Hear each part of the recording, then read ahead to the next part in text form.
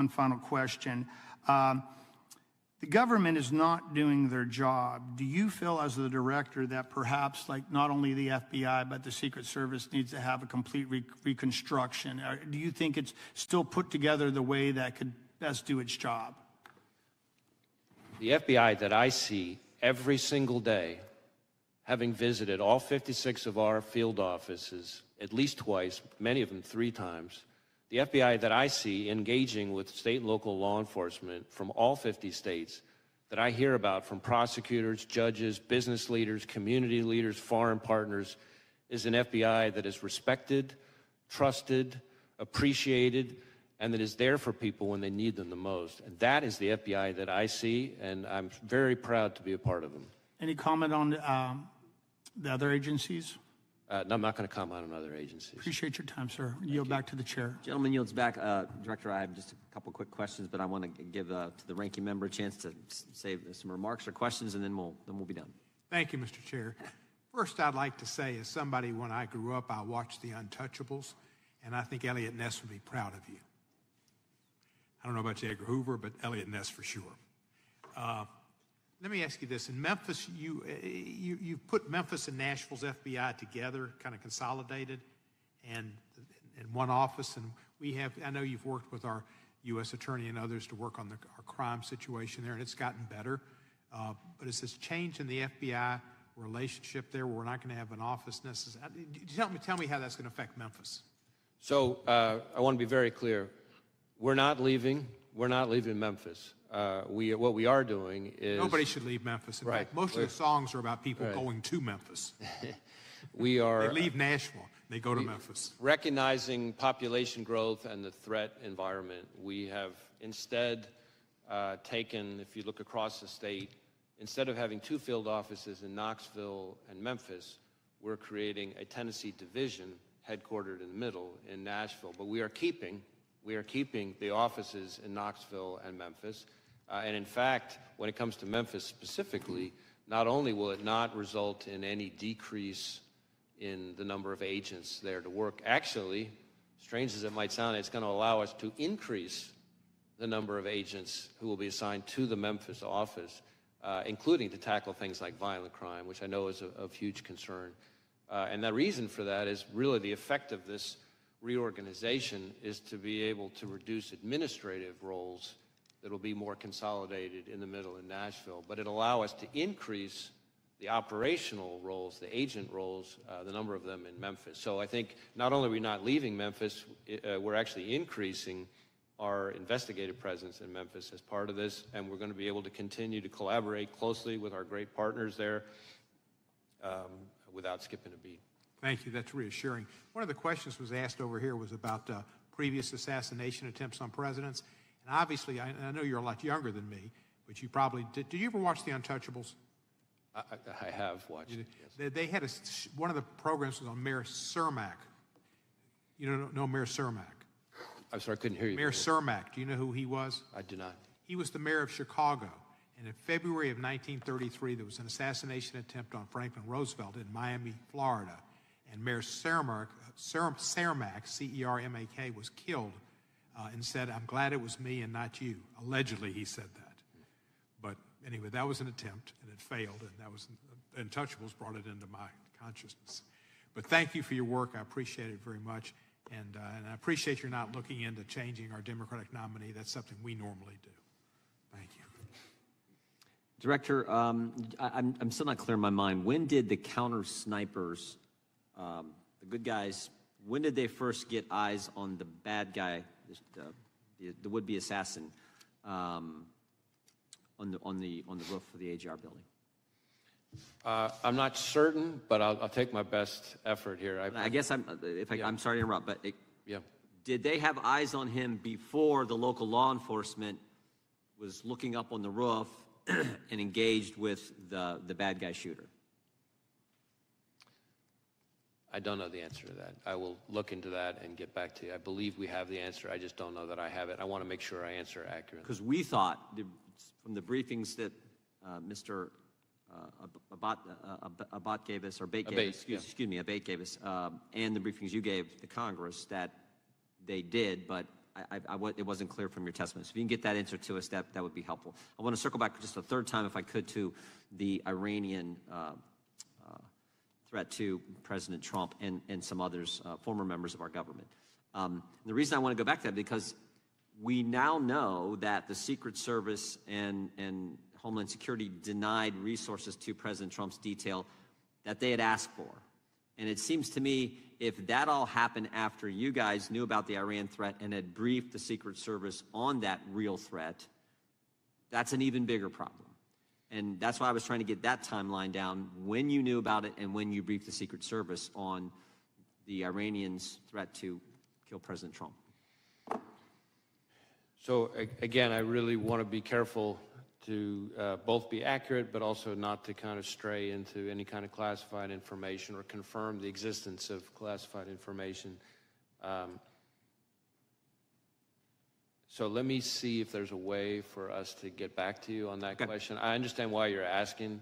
It may be easier to answer than I think, but at the moment in an open hearing, I'm not sure if I can see the right way to do that. Fair enough. We'll expect answers to both those questions, and you can get back to this. That'd be great. Finally, anything else you want to tell us that we didn't ask? I mean, you came today and you told us some things that weren't even prompted by questions, and I just want to make sure if there's anything else you want to tell us regarding July 13th and what you've discovered. Now's the time. Well, again, we're going to continue to engage with the Congress. I think we've covered a lot of the points that I really wanted to make sure that I got across, and just as I'm looking at my list, in one way or another through the course of today's questioning. I think we've gotten through most of it. That concludes today's hearing. We thank our witness for appearing before the committee today. Without objection, all members will have 5 legislative days to submit additional written questions for the witness or additional materials for the record. Without objection, the hearing is adjourned.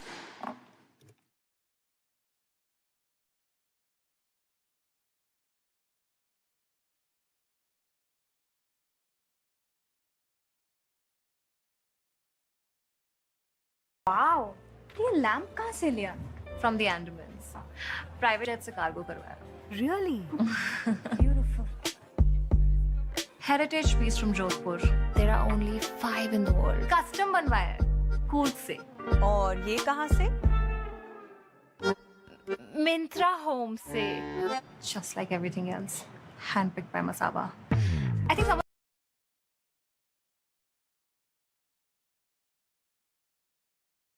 Election, quote, it's going to take a civil war to save the country, and it will be saved.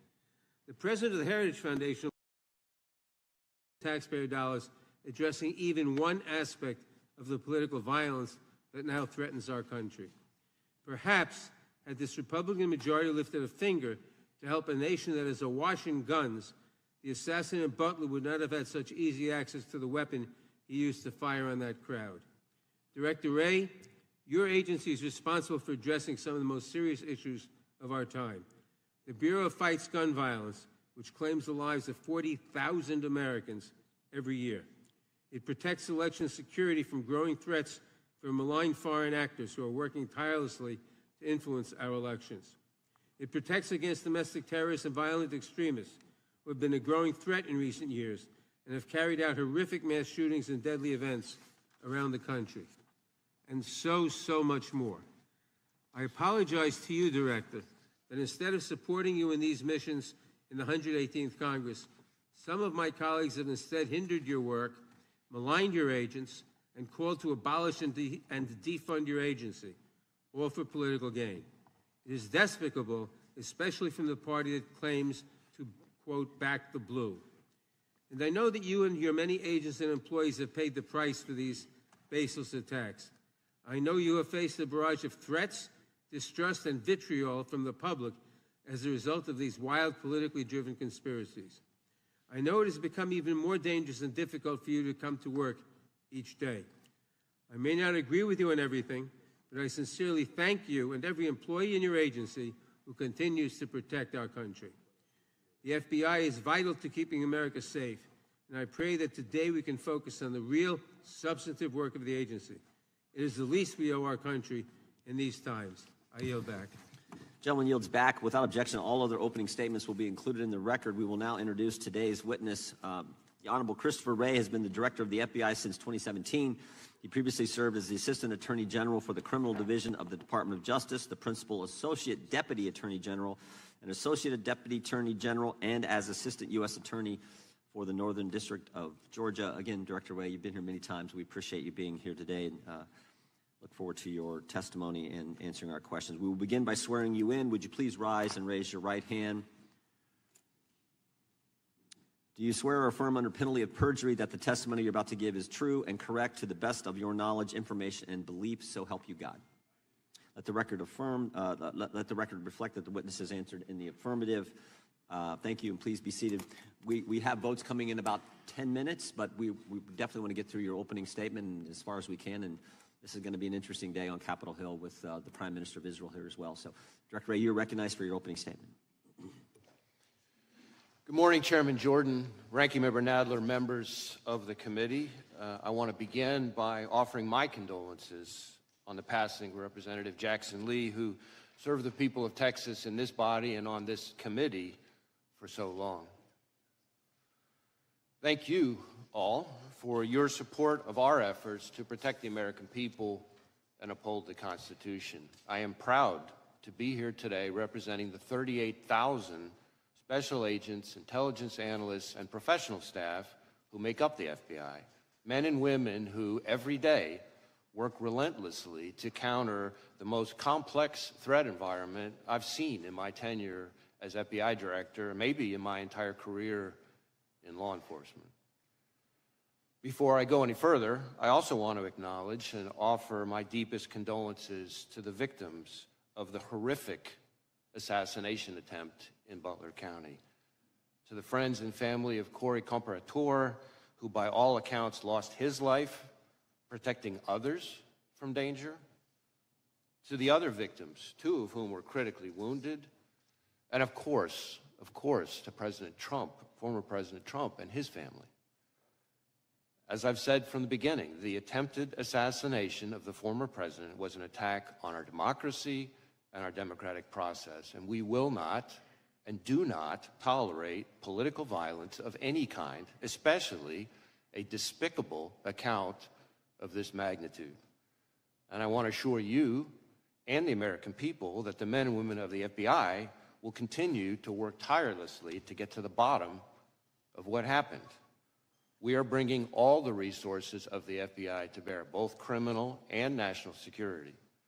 Now, there's a whole lot of work underway and still a lot of work to do, and our understanding of what happened and why will continue to evolve, but we're going to leave no stone unturned. The shooter may be deceased, but the FBI's investigation is very much ongoing. To that point, I also want to acknowledge that I recognize both the congressional and the public interest in this case and the importance of this investigation to the American people. And I understand there are a lot of open questions. So while the investigation is very much ongoing and our assessments of the shooter and his actions continue to evolve, my hope here today is to do my best to provide you with all the information I can, given where we are at this point. I have been saying for some time now that we are living in an elevated threat environment. And tragically, the Butler County assassination attempt is another example, a particularly heinous and very public one, of what I've been talking about. But it also reinforces our need at the FBI and our ongoing commitment to stay focused on the threats, on the mission, and on the people we do the work with and the people we do the work for. Every day, all across this country and indeed around the world, the men and women of the FBI are doing just that, working around the clock to counter the threats we face. Just in the last year, for example, in California, the FBI and our partners targeted an organized crime syndicate responsible for trafficking fentanyl, meth, and cocaine all across North America. We charged the Mexican-based suppliers who brought the drugs into the United States, a network of Canada-based truck drivers who delivered the drugs, and the distributors in the United States who spread the poison into our communities. Staying on threats emanating from the border. I have warned for some time now about the threat that foreign terrorists may seek to exploit our southwest border or some other port of entry to advance a plot against Americans. Just last month, for instance, the Bureau and our Joint Terrorism Task Forces worked with ICE in multiple cities across the country as several individuals with suspected international terrorist ties were arrested using ICE's immigration authorities. Leading up to those arrests, hundreds of FBI employees dedicated countless hours to understand the threat and identify additional individuals of concern. Now, the physical security of the border is, of course, not in the FBI's lane, but as the threat has escalated, we're working with our partners in law enforcement and the intelligence community to find and stop foreign terrorists who would harm Americans and our interests. As concerning as the known or suspected terrorists encountered at the border are, perhaps even more concerning are those we do not yet know about because they provided fake documents or because we didn't have information connecting them to terrorism at the time they arrived in the United States. Staying ahead of today's threats demands that we work together. And for the FBI, that means doubling down on our partnerships, especially with state and local law enforcement. Whether it's working through our hundreds of joint terrorism task forces, to build out source networks, to identify those who slip through the cracks, or targeting the worst of the worst responsible for the violence that still plagues far too many communities through our Safe Streets task forces, or taking the fight to the cartels responsible for trafficking the dangerous drugs like fentanyl, pouring into our country and claiming countless American lives. Staying ahead of the threat also means continuing to disrupt the cyber criminals ravaging businesses, large and small, and confronting nation states like China, targeting our innovation and our critical infrastructure. At the Bureau, we're proud to work side by side with our brothers and sisters in federal, state, and local law enforcement, our partners in the intelligence community, and others around the world to fulfill our commitment to keep Americans safe. Now, on Friday, the FBI will celebrate its 116th anniversary. 116 years of protecting the American people and upholding the Constitution. 116 years of working with our partners to safeguard the communities we serve. 116 years of innovating to stay ahead of the complex, evolving, and very real threats out there. I am proud of the legacy the men and women of the FBI have built and all they have accomplished for the American people. So, if I may, as we approach this week's anniversary, I would just like to say to all those who are part of the FBI family, from our current employees to our formers and to our partners across law enforcement and the intelligence community, thank you. Thank you for dedicating your lives to this country and to its people. It is both humbling and an honor to serve alongside you, and I look forward to the work we're going to continue to do together. And with that, thank you again for having me, and I look forward to our discussion. Thank you, Director Wray. Excuse me. We'll now proceed under the 5-minute rule. The gentleman from North Carolina is recognized for 5 minutes. Thank you, Mr. Chairman. Director Wray, I'm way down here, and I appreciate the chairman giving me this because I've got to leave. But let me ask this question. Why doesn't the FBI disclose to the American people all of the investigative detail and evidence that you are gathering as it is gathered? Well, we have tried to be transparent with both Congress and the American people as we're going along in the investigation, frankly, unusually so for an ongoing investigation given the sheer nature of it. We have provided a lot of information. I expect to continue to provide information. I expect to be able to provide some additional information here today in response to your questions and your colleagues. But part of the issue is that, as like in any investigation, as we proceed, facts evolve. Our understanding of what somebody said turns out to have more context that we didn't have before.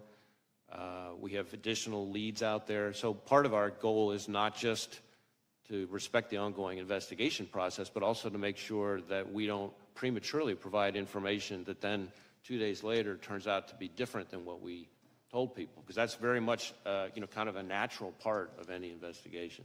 So, did Crooks fire 8 shots? We have recovered 8 cartridges on the roof. Why was Crooks allowed to get off 8 shots? Well, that, I think, is something we're still digging into. Again, maybe this is a good place for me to make clear the different investigations that are going on. So, because certainly I understand and given that I've only got 3 minutes left, okay, and I know other members, I'm really interested because I appreciate your invitation. You said you're prepared to disclose things as questions are asked. So I don't want to waste time, I just want to get to the questions that might, and as many members as can, ask questions that you'll answer. I actually think I'd be glad for you to go on soliloquy, frankly, and tell us what you know. I think the American people want to know. Why was President Trump not kept off the stage? We don't know the answer to that, but I want to be clear, and this is important because I think it goes to questions that I can and cannot answer. Our investigation, the FBI's mandate, is focused on the shooter and all things related to his attack. Now, obviously, I understand very much the intense interest and focus on the Secret Service's performance, actions, decision-making, et cetera. There are 2 separate after-action reviews, the DHS Inspector General and the outside independent panel that's been convened that are focused on that. Now, our investigation will obviously overlap with that. Here's the problem. We're out 13 days, and you say we've been disclosing. We had the the colonel from the Pennsylvania State Police in front of Homeland yesterday. He was quite candid. He disclosed to us that Butler Emergency Services Unit personnel were posted into the windows on the 2nd floor of the AGR building, that they left there to go pursue the person that they spotted, Crooks, that they texted a photo of Crooks to the PSP representative in the command center. That information was relayed to the United States Secret Service. They asked that it be texted to someone else. That was many minutes before President Trump took the stand. What we don't know is why were they not keeping him off the stand? And to the extent, I know we always hear when there's a criminal investigation, you got to wait for that to develop. But do you have any reason do you have any other target of your criminal investigation other than Crooks, who's dead? We are investigating the shooter both to determine his motive and his preparations and activities before the shooting, but also to make sure whether or not there are any co-conspirators, accomplices. At this point, have you developed any evidence to so suggest that there are any accomplices or cooperators or assisters? Not at this time, but again, the investigation's ongoing. So here's the thing. While we wait, maybe for months, and I hate to say this, I'm not trying to take a pot shot, but the country went for years with the understanding that the Hunter Biden laptop was Russian disinformation as offered by respected former intel officials, and the whole time the FBI had the laptop and then let that happen in public until finally offering testimony in a case. To the degree we wait to hear as a country and as a Congress what has happened in this event, because the FBI is conducting an investigation, it provides quarter for the U.S. Secret Service not perhaps to reckon with the problems that are obvious to everyone. So let's get a couple in while I've got 13 more seconds. One more question, perhaps.